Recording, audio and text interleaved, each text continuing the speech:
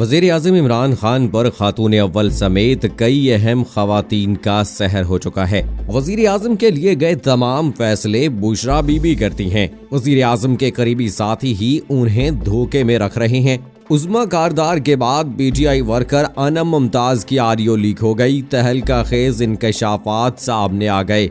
बिस्मिल्लाहिर्रहमानिर्रहीम। अस्सलाम वालेकुम दोस्तों, नई वीडियो में खुश आमदीद। दोस्तों, इमरान हुकूमत दिन ब दिन मुश्किलात के घेरे में आती जा रही है। पहले जहां बजट पर हुकूमत को तनकीद का निशाना बनाया गया, तो वहीं उसके बाद फवाद चौधरी के इंटरव्यू ने भी हुकूमत के बड़े पोल खोल दिए। लेकिन अब ऐसा लगता है कि हुकूमत के अंदर फूट पड़ना शुरू हो गई है। एक ताज़ा तरीन खबर के मुताबिक इमरान हुकूमत के एक और खिलाड़ी ने अपनी ही हुकूमत के खिलाफ मुंह खोल दिया है। इमरान खान के इस खिलाड़ी ने ऐसे इंकशाफात किए हैं जिसने एक ही झटके में पूरी पार्टी को हिला के रख दिया है। क्या वाकई हुकूमत का टाइम ओवर हो गया है? ये सब और इस हवाले से तमाम तर तफसीलात जानने के लिए इस वीडियो को आखिर तक जरूर देखिएगा। और अगर आपने अभी तक हमारा चैनल अपनी दुनिया टीवी सब्सक्राइब नहीं किया है तो अभी सब्सक्राइब करें और साथ में बेल आइकॉन को जरूर प्रेस करें ताकि लेटेस्ट अपलोड होने वाली हमारी वीडियोस का नोटिफिकेशन आपको बर वक्त मिलता रहे। कमेंट बॉक्स में पाकिस्तान जिंदाबाद, पाक फौज जिंदाबाद, ISI के गुमनाम हीरोज को सलाम और कश्मीर बनेगा पाकिस्तान का नारा जरूर कमेंट कीजिएगा। दोस्तों, ये बात तो आप सब ने सुनी होगी कि इंसान के अपने ही उसके राज खोलते हैं, लेकिन इस बात का अमली नमूना हमें तब मिला जब तहरीक इंसाफ की अपनी MPA ने ही हुकूमत के खिलाफ मुंह खोल दिया। आज से चंद हफ्ते पहले जब हुकूमत पंजाब की साबिका तर्जुमान और रुकने पंजाब असम्बली उज़्मा कारदार की एक कॉल लीक हुई तो उसने हुकूमती आवानों में तहलका मचा दिया। उज़्मा कारदार की कॉल लीक में साफ सुनाई दिया कि वो किस तरह अपनी ही हुकूमत को तनकीद का निशाना बना रही थी और कह रही थी कि पंजाब में कोई भी काम नहीं कर रहा। उज़्मा कारदार की कॉल लीक में सुना गया कि उन्होंने वज़ीर आला पंजाब उस्मान बुज़दार को नाकारा करार दिया, जबकि इसके साथ ही उज़्मा कारदार ने वज़ीर आज़म की बेगम बुशरा बीबी के हवाले से बात करते हुए कहा कि उन्होंने खान साहब पर जादू किया हुआ है और एक बार खान साहब घर पहुंच जाएं तो वो उनको किसी भी से मुलाकात नहीं करने देती। उज़्मा कारदार के इस कॉल लीक के फौरन बाद उन्हें तर्जुमान पंजाब हुकूमत के ओहदे से हटा दिया गया। कॉल लीक के बाद इमरान खान के करीबी दोस्त और माविन बराए ओवरसीज पाकिस्तानी जुल्फी बुखारी ने अपने बयान में कहा कि उज़्मा कारदार से ऐसी ही तवक्को की जा सकती थी। उन्होंने कहा कि उज़्मा कारदार इस काबिल ही नहीं कि वो खातून अव्वल के हवाले से बात कर सकें। जुल्फी बुखारी ने कहा कि हम सब के लिए वज़ीर आज़म और उनकी अहलिया काबिल एहतराम हैं, जबकि जुल्फी बुखारी के अलावा अलीम खान ने कहा कि उज़्मा कारदार के इल्ज़ामात पर निहायत अफसोस हुआ। हम सब वज़ीर आज़म और उनकी अहलिया की इज्जत करते हैं, लेकिन पहले जहां उज़्मा कारदार ने इस कॉल लीक पर FIA के पास जाने का फैसला किया तो वहीं जुल्फी बुखारी और अलीम खान के बयानात के बाद वो भी खुलकर मैदान में आ गईं। उज़्मा कारदार ने ऐलान किया कि वो किसी से डरती नहीं है और उन्होंने जो कहा वो इस पर अभी भी कायम है। लेकिन दोस्तों, अब उज़्मा कारदार के बाद तहरीक इंसाफ से एक और ऐसी आवाज बुलंद हुई है जिसने सबको हैरान कर दिया है। जराये के मुताबिक उज़्मा कारदार के बाद PTI की वर्कर अनम मुमताज की ऑडियो लीक ने हुकूमत के लिए नई मुश्किल खड़ी कर दी है। इत्तलात के मुताबिक अनम मुमताज ने PTI की क़यादत समेत मारूफ कारकुनान पर खतरनाक इल्जामात लगा दिए हैं। जराये के मुताबिक ऑडियो में अनम मुमताज इस बात का इंकशाफ करती हैं कि खातून अव्वल से लेकर बड़ी तादाद में खास खवातीन ने वज़ीर आज़म इमरान खान को अपने सहर में जकड़ रखा है और यही वजह है कि इमरान खान के फैसलों पर उनका असर दिखाई देता है। अनम मुमताज कहती हैं कि बहुत जल्द वो इन सारे राजों से पर्दा उठाएंगी। उनका कहना था कि वो इन खवातीन का नाम अफशा करेंगी जिन्होंने वज़ीर आज़म इमरान खान को घेर रखा है।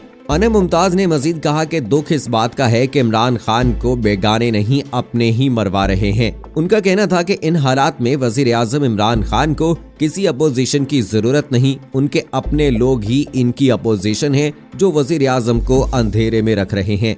उनका कहना था कि पार्टी को इससे बहुत ज्यादा नुकसान पहुंच रहा है। अनम मुमताज का कहना था कि हो सकता है कि इस टोले के मुतालिक और भी इंकशाफात किसी तरफ आ जाएं जो वजीर आजम के गिर्द घेरा डाल चुका है।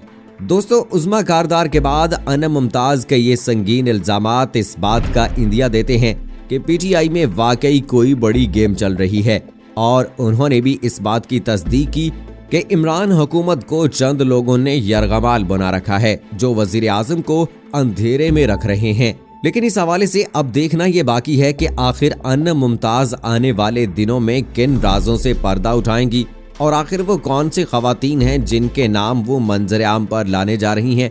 अब ये तो आने वाला वक्त ही बताएगा। वहीं अन मुमताज से पहले वफाकी वजीर बराए science and technology Fawad Chaudhry भी अपनी हुकूमत पर खुलकर तनकीद कर चुके हैं। फवाद चौधरी ने वॉइस ऑफ अमेरिका को दिए गए इंटरव्यू में इंकशाफ किया कि पार्टी के 3 सीनियर रहनुमाओं ने अपनी अना की आड़ में हुकूमत को काफी नुकसान पहुंचाया है।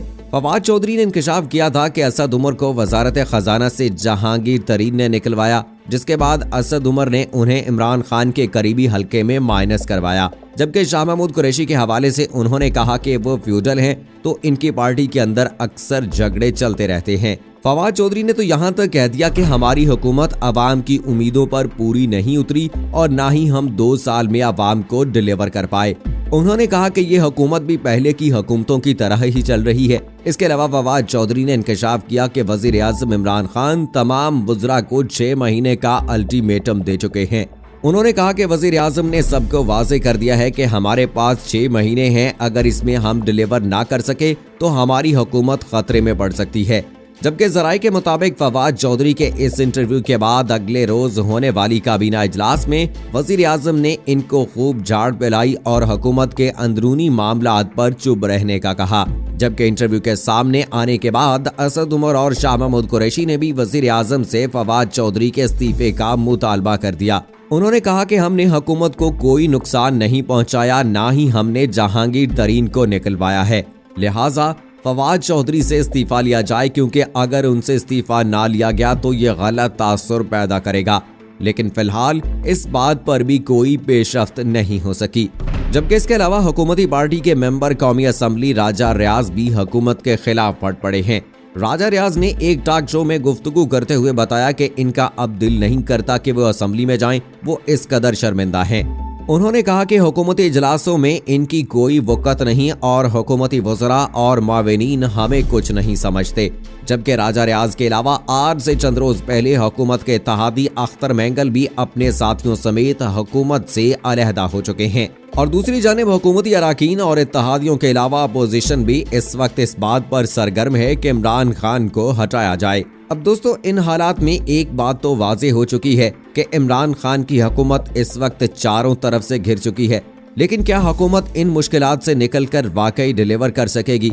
क्या इमरान खान अवाम की उम्मीदों पर पूरा उतर सकेंगे, या फवाद चौधरी की पेशेनगोई ही सच साबित होगी कि हुकूमत महज 6 माह की मेहमान रह चुकी है? लेकिन दोस्तों, यहाँ पर सवाल ये पैदा होता है कि जिस तरह से इमरान खान के इत्तेहादियों ने किया है, अगर इसी तरह से चलता रहा तो पाकिस्तान तहरीक इंसाफ की हुकूमत कभी भी डिलीवर नहीं कर पाएगी। उसकी सबसे बड़ी रीजन ये है कि जब भी कोई पाकिस्तान की हुकूमत की जानिब से कोई फैसला लिया जाता है तो उसमें इत्तेहादी अपनी टांग फंसा देते हैं, या फिर ऐसे मुतालबात किए जाते हैं कि जिन्हें पूरा करना नामुमकिन होता है।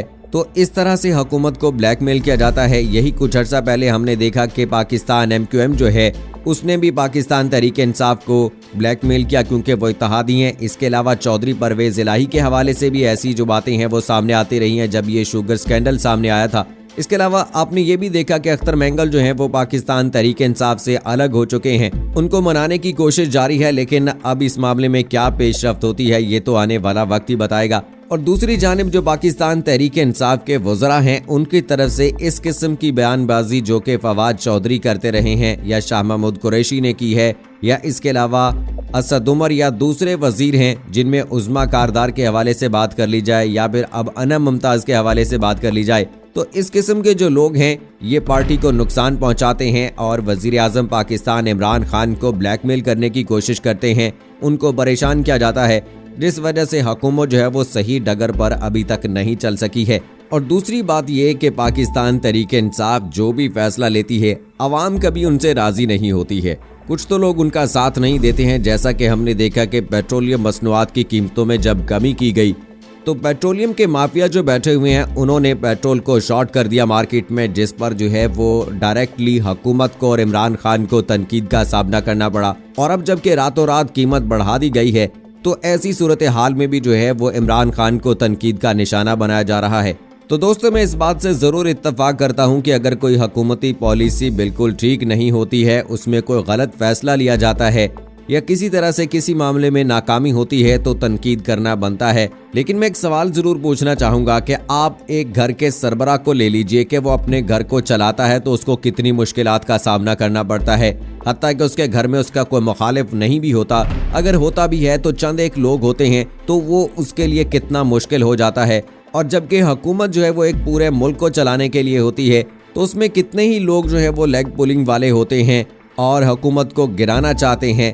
तो ऐसी सिचुएशन में हुकूमत करना यकीनी तौर पर एक बहुत बड़ा मुश्किल काम है। इमरान खान के लिए ये एक इम्तिहान है, देखना होगा कि आइंदा आने वाले चंद महीनों में वो किस प्लानिंग के साथ चलते हैं कि वो कामयाबी हासिल कर सकें। बहरहाल हमारी दुआएं उनके साथ हैं कि अगर उनको चुना गया है, उनको वज़ीर आज़म बनाया गया है तो अल्लाह ताला उन्हें कामयाबी दे। आमीन सुम्मा आमीन।